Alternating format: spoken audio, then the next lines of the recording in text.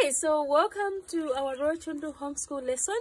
Today we are teaching you how to make a beautiful Zambian doormat. What do we need? Whatever we can pick, but I'm using a sack as my base. Remember, whatever has been used, we don't believe in throwing away. We reuse, we recycle. So this is a bag that had sugar in it. So it was a 10 kg, so we've just cut it to open it up.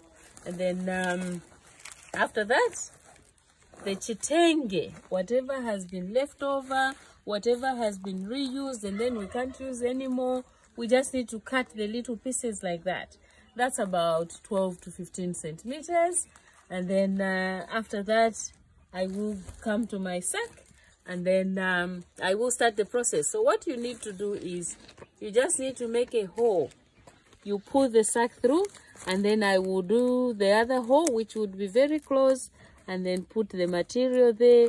I just need to prick it there and then I pull it there, and then that's the doormat that is being made like that.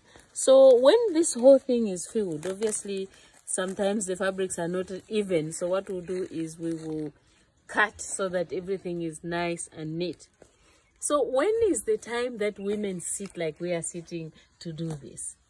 Usually we've drawn our water from the river or whichever source. We have finished cleaning our homes. We have cooked for our husbands, and then it's a ladies' time. While we are doing the sewing, we have a lot of catching up, a lot of women's gossip about husbands. So it's such fun. It's a women's thing. So yes, that's the story of a doormat. So Margaret here, Brina there. Today is our day just to do a bit of catching up, but also make something beautiful for our homes. Yeah. All right. Thank you. Just like this.